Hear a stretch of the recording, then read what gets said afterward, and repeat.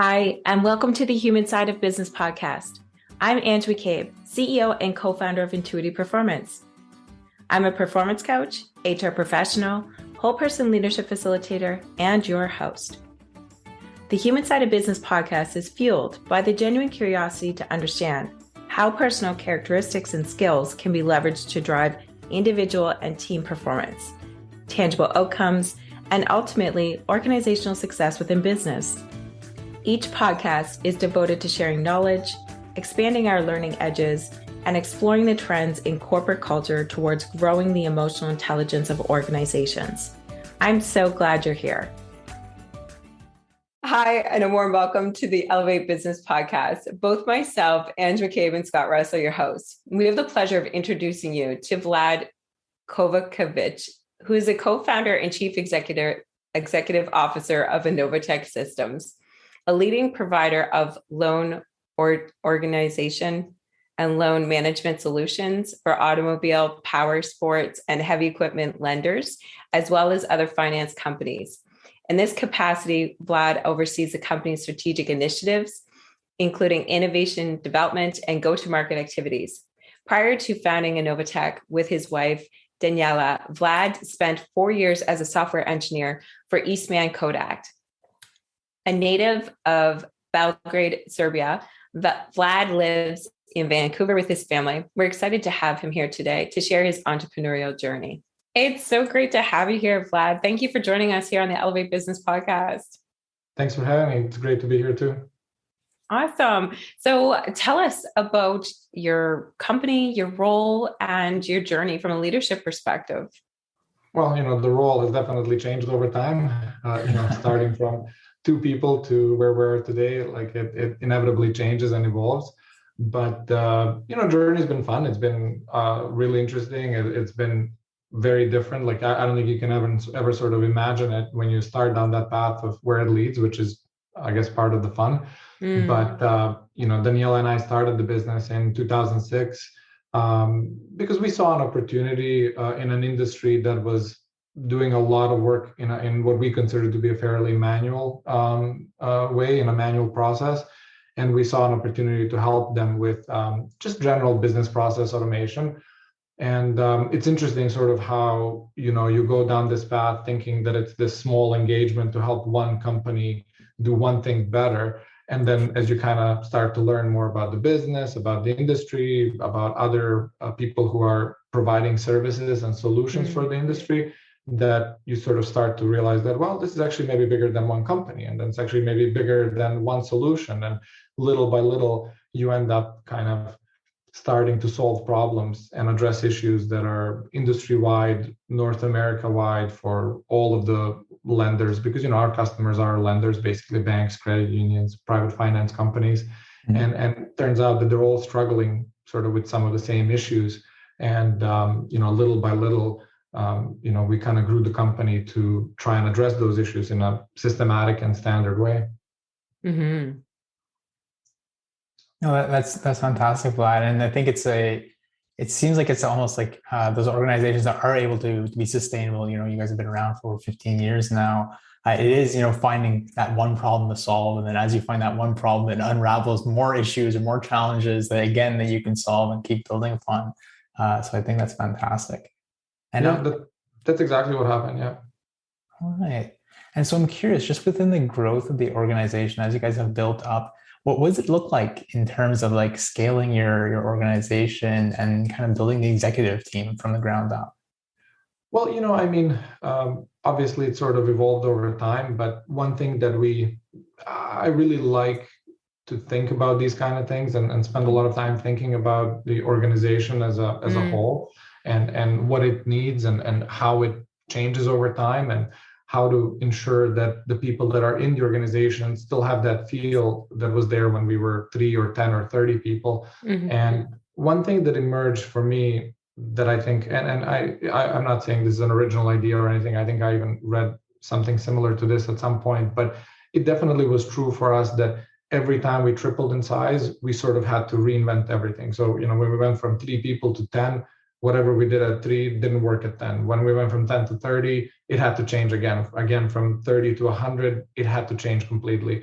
And now we're close to 200 people, and we're going through another pretty massive change to get us to the point where we can operate as a 300 person organization. And then I don't know if we ever get to the next step, which is to 1,000, but we'll see how that goes. We'll try and stretch the 300 changes as long as we can.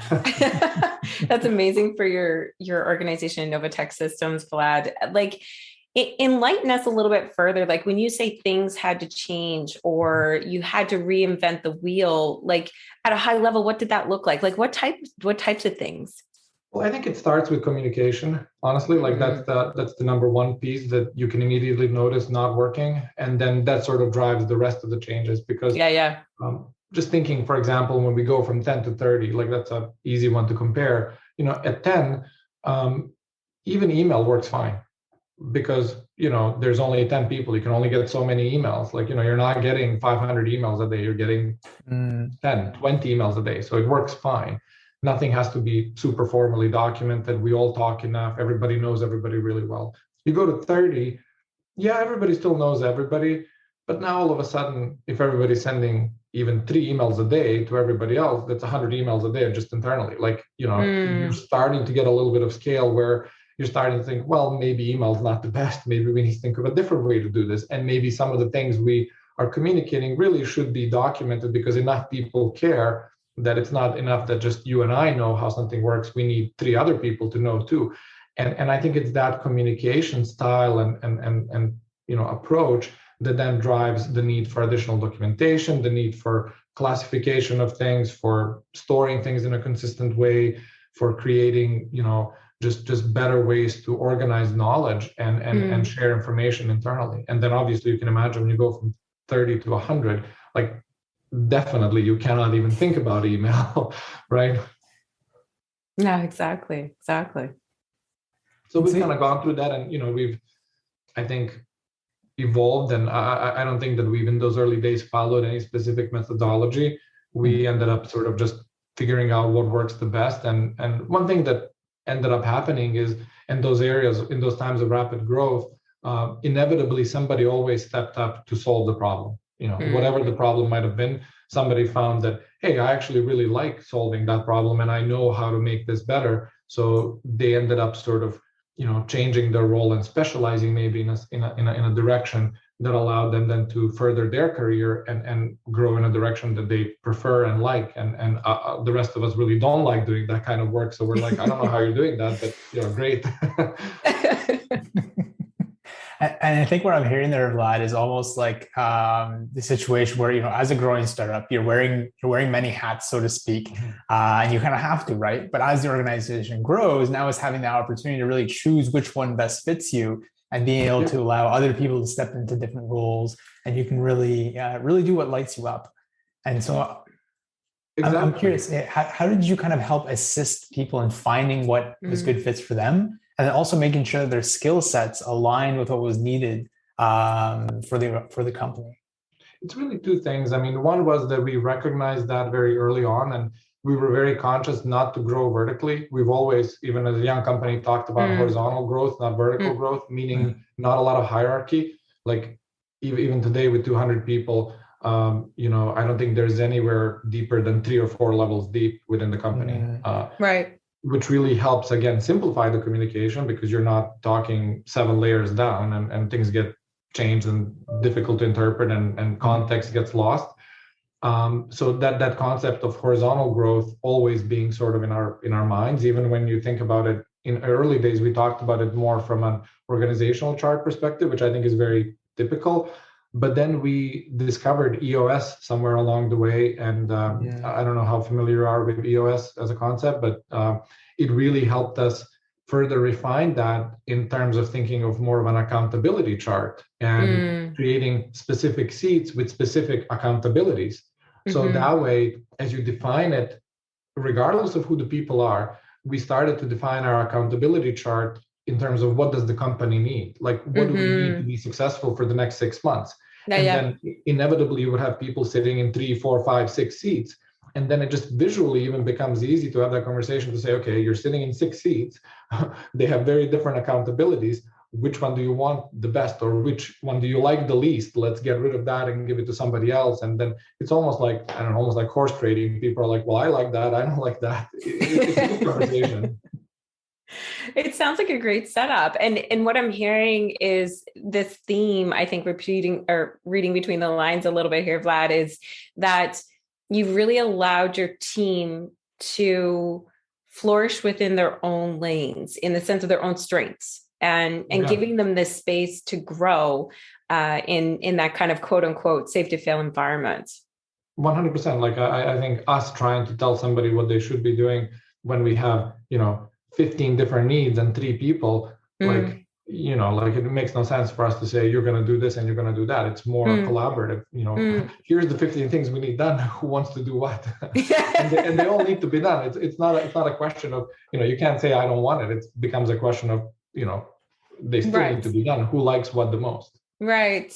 And just a follow-up question on this one, I'm getting kind of curious. So we all know that some individuals are more forward with regards to their conversation styles. And then we have individuals that are, kind of middle of the road. Sometimes they jump into conversation. Other times it's thoughtful, or there's a lot of contemplation. And then we have individuals that are a little bit more reserved. So in having that kind of open concept job environment and identifying, okay, here's all the tasks, tell me what you want to do. How do you set that up for success for your team members so that, there's equity with regards to how tasks are being distributed? No, I think you're 100% right. But I think what happened in our case is that in those early days, when it was, I would say the best word is chaotic, we attracted the people who liked that environment. And then as we grew and expanded, we started to attract people that are maybe less comfortable with the chaos. They don't mind maybe 2 choices, but they don't want 15. And then as we grew more, now that we have some roles that are ultra precisely defined and you're hiring specifically for that role, now you can attract people who really don't want to have that conversation at all, to your point. Like they just want, what is my job? I'm hired to do this, and that's what I enjoy doing. And that's totally fine. But I think we couldn't have hired somebody like that in year 2. They just, wouldn't fit. It wouldn't have worked. Yeah.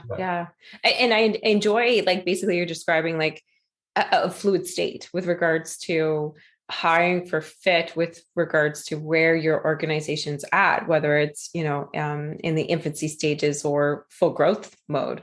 Yeah. And one thing I'll also clarify, just to be fully transparent, I see that now. And if I knew that then, we wouldn't have made as many hiring mistakes as we did.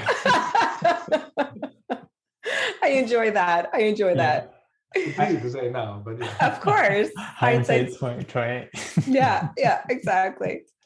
And so I guess based on some of those hiring experiences, what are some attributes then that you really look for when bringing on new team members now? Well, I think that hasn't changed from day one. And really, the way I personally always thought of it and have tried to kind of follow the same principle is that if we hire good, smart people who we would want to hang out and be friends with, if we weren't at work, we can't go wrong, because there's always more work than what we need to do. There's anything they need to learn, they can learn. If they're good, smart people that we want to hang out with, we'll figure it out. And that approach worked really well in the early days. But then to your point, as we grew and the roles became more specialized, I think you kind of find a balance where, yes, there's still good, smart people, but we know how it's going to work out, and it's not as open-ended. So you can kind of even expand the network even more. Now you're looking for people that are good, smart, a great fit, but they also are experts in a specific field, not somebody who's just flexible and can do anything. So that's always been our approach. And to back it up, what we've also done, we've always taken a fairly scientific approach to analyzing the fit. So we have a company we work with who helps us do, I think it's like a trimetric assessment that looks at a fairly comprehensive sort of a profile in terms of motivators, and looks at, what's driving the people, why they do what they do, and then also looks at how they accomplish what they want to accomplish. And the way I always describe it, even when we talk to new people who we interview, is you can imagine that there are two people that are really good at Excel, right? They both are excellent at Excel, but one of them loves to talk to people and the other one loves to work alone. Now, if you hire the one that loves to work alone and you put them in a sales position to sell Excel, they're probably not going to be that successful. Whereas if you hire the one that loves to talk to people, but also loves Excel, is maybe a great technical salesperson for Excel. So, it matters how you do what you do, and it matters what motivates you. And those motivators in terms of what drives you, for some people it's money, for some people it's power, for some people it's knowledge, for other people it's harmony. There's like a lot of different motivators out there, and understanding how those motivators also fit with the role and where we are as a company. Like, for example, if you're very, very money driven and we're a startup of 10 people and we're just barely scraping by, maybe we won't be able to motivate you. We couldn't agree with you more, Vlad, that, when it comes to evidence-based assessments, it's so important, and not just in the hiring phase. It's also, understanding team chemistry as well, and how to interface, and to your point earlier, ensuring that you have flourishing communications as you grow. Which brings me to our next kind of question here for Inovatec. How do you currently, or what's your approach to nurturing professional growth with your team members? Yeah, that's really always a tough one. I mean, but I think we're lucky to be in an industry that's naturally pushing you in that way. Being in technology, there's just so much new stuff coming out, like literally daily, that there is no shortage of opportunity to specialize, advance, learn more. For those, a lot of our teams are very knowledge motivated, like they want to learn more and be experts in a field. So a part of it is sort of taken care of just by the industry we're in. And I think what we try to do is make sure that our products and technology is keeping up with whatever is the latest and newest. I mean, it accomplishes two things. It keeps our systems and products modern and relevant, but it also keeps the team motivated because they're always being challenged to utilize the latest and newest in technology. So that's kind of a bit of a win-win. And then obviously, everybody has different needs in terms of growth. So we also have, for example, we bought a subscription for Udemy for all of our team members. So everybody has full access, unlimited to Udemy, and I think even their families and stuff. So ultimately, people do all kinds of things. They take Spanish lessons, they take cooking classes, they take very specialized technological classes. Like Udemy is quite awesome from that perspective. There's just a really, really broad range of things. The other thing we do as well is we do a mentorship program. So effectively, everybody can sign up to be a mentor or a mentee or both. And then, we actually just rolled that out this month. So I still don't know how that's going to work out, but I think it'll be great. And finally, one other thing I think we do is, specifically when it comes to leadership, we found over time that for a lot of our people who ended up becoming managers or group leads or team leads, we sort of created this expectation and assumption that, you just know how to do this, but that's really not fair. So, we've invested a little bit in trying to help leaders become better leaders. And EOS has helped with this as well. It has a lot of tools already built in. So we do some workshops and just coaching sessions on how to be a leader, right? Exactly. It's so important that, it's not just about leading your team, it's also about learning. And that's a continuous thing for sure. Yeah. And I feel free to jump in here, Ange, too. But I think, one of the things that we've seen with, especially with growing technology companies, right, is trying to find that balance between learning the technical aspects and things along those lines. But then, I mean, we're a little bit biased on this, but, then also looking at the soft skills and saying, well, hey, you're in an environment that's constantly changing. So, having greater levels of self-awareness, having greater levels of empathy and confidence, things along those lines can have a huge impact on how you show up at work. And so how does that kind of play out at Inovatec? And I'll leave it at that. I think it's a function of the size of the team. when we were a group of 10, we'd have, and you know what, and I should say this has continued to this date, and maybe it's because Danijela and I are co-founders and we're married. So we'll have very open disagreements and fights that are in the meetings can get very heated, but I think everybody understands that it's because we're all trying to make something better. It's not personal, or I mean, it never gets personal, but you know what I mean? Like, we can have strong disagreements, and that's always been something that I think when you talk about culture, that's the one thing that kind of just evolved. Like, I have many stories and examples, but it's not uncommon for somebody who, like, we have people who've been at the company with us, say, from day one. Right. And, we'll have a meeting where there's somebody who's maybe a senior developer, and I'm in a meeting, and there's somebody new who just joined who's like a project manager, and they started a month ago. And literally the senior developer is yelling at me and telling me, how what I'm saying is stupid. It makes no sense. Like, what do you think you're doing? You can see the project manager just being, oh my God, like, this person's going to get fired. And I'm like, no, it's fine. Like, that's normal. Like, it's okay. Like, it's fine to have a disagreement and be constructive in that disagreement. There is no sort of hierarchy that you have to do something because somehow, you're a manager and you're not a manager, and manager wins.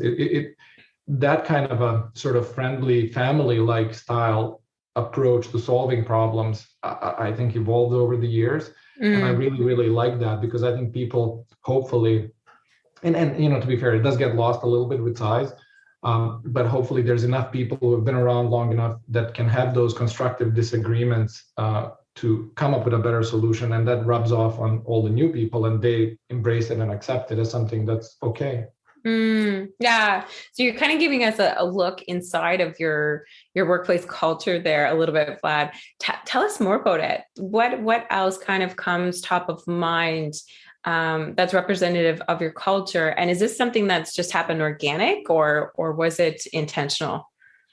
Well, it's a good question, and I don't know if I have the right answer, but I can tell you what happened in our case. It definitely was more organic, and we tried many times in the past to define core values and stuff like that, and we found that it ended up being very kind of strained and forced and kind of didn't resonate until all of a sudden, about maybe 3 years ago, a few things emerged that just became so normal and ingrained that they truly became our core values, in a sense that everybody who we hire lives those values, and people use them and talk about them in everyday meetings and discussions. And you can hear these things come up just in a course of a discussion. So, for example, one of our core values is make sound decisions. Like, that's just a very simple way of saying, don't be afraid to make the decisions and make the right decisions that you think are right. Nobody's going to criticize you for doing what you think is right. If you've done something wrong, sure, it's an opportunity to learn. But how can you learn if you've never even tried to do something, right? And then another one was to find a way. Well, because ultimately we're there to provide a solution. You need to find a way for us to deliver a solution, to answer a problem, to figure out what's going on. Like, it's up to us to find a way to get things done. And that doesn't necessarily mean shortcuts or doing things in a way that's not right, but it means within the confines that we have, figuring out what needs to be done, which means essentially, don't kick the can down the road. Like, don't push it over to somebody else. Like, fix what you can fix and deal with it. Take that accountability, and then get better every day is another core value, which speaks a lot about that professional growth and personal growth. But it goes beyond that, in a sense that both Danijela and I came from manufacturing, and there's some really interesting concepts there when you look at how the whole Toyota way and the Kanban and all of those things.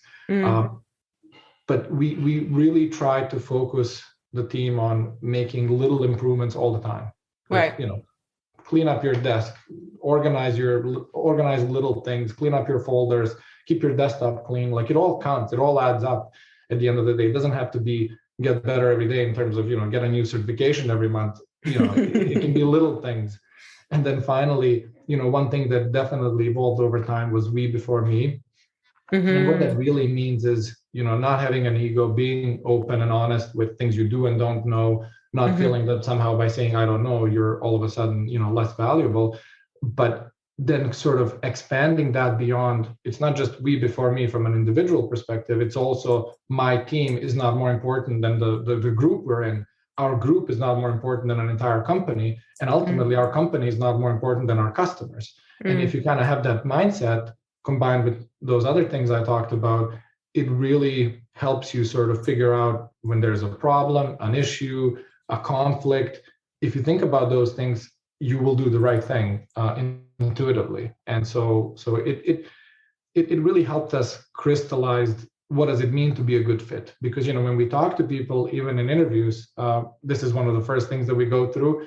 And you can tell immediately, like if you're on a Zoom call or whatever, I guess nowadays it's all Zoom, but you can tell the people that are like, yeah, that makes a lot of sense. I love that. That resonates. And, right. and those are the people we hire. People who are like, yeah, whatever, I don't, you know, sure. Those are the people that are not a good fit. Because for people who live these values, they're like, yes, that's exactly how I do things too. Definitely. I think that's an amazing approach in the sense of having your culture grow with your organization in an organic way. And also it's not just about having something written on your walls or in a policy in the sense of your core values, but rather you've been able to figure out what makes it tick, like what makes it actually work. And you said something, and I don't remember all of the exact words there, Vlad, but it was really exciting to me and interesting because you were basically getting to the point of, you know, it's living the values. It's not just reading or seeing the values. And I think that's really important that it's, you know, you're focusing in on your team members, not just the jobs themselves. Yeah. And well, so nothing makes me happier than, you know, we're in a meeting and somebody says, well, you know, we need to find a way to do this. I'm like, yes. Yes, exactly. Exactly. What Yeah. And I recall it so many times chatting with people, and it's like, well, what does your organization stand for? And they could tell me the what and the how, but they couldn't tell me the why. Right. And we know based on some aesthetics work is that, you know, that's where passion comes from. That's where, you know, our attachment to a cause comes from. And I think you've organically built that, which is awesome. Oh, that's it evolved. And, you know, and we've tried to define these core values over, you know, many times. And we knew every time that it was, you know, in the early days, it was just too early. Like we just didn't have enough, you know, corporate history and background, and things are maybe too hectic and too crazy. But eventually, I think it took probably a good 10 years to get to the point where when we sit back and look at who are the people that are a good fit, that are within the company, that have been with us, like what's common for all of them. And that's how we came up with this. Okay. No, we really appreciate you sharing, Vlad, just from your experience and everything else.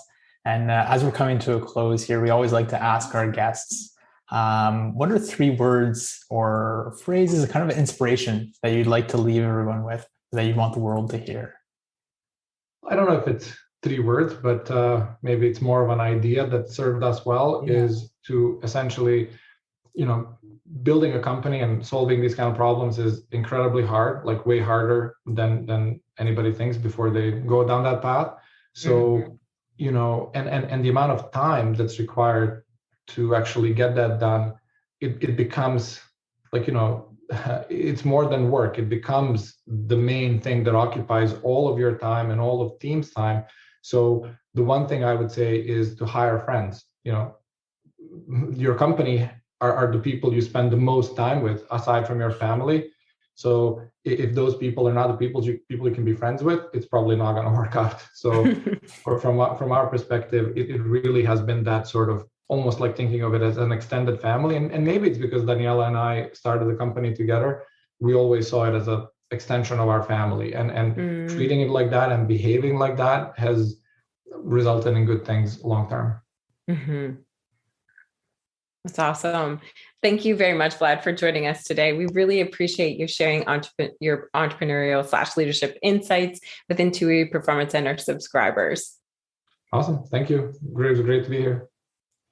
And for those who would like to learn more about Inovatec Systems, we're going to provide a link to the company's profile on the Elevate Business Podcast title page. Take good care. Thanks for listening to the Human Side of Business podcast. I'm glad you could join us. If you enjoyed today's episode and want to stay updated with our latest content, make sure to visit our website. The link can be found in the episode description, where you can subscribe to the podcast, sign up for our newsletter, and learn more about our whole person leadership services. Sounds interesting? Explore the Whole Person Leadership Cohort by Intuitive Performance, a unique program that offers unparalleled support to managers on every step of their leadership journey. Our program features evidence-based assessments, workbooks, group coaching, and interactive learning experiences to help you level up your leadership skills. Reach out today to apply to one of our upcoming cohorts. Until next time, take care and stay curious.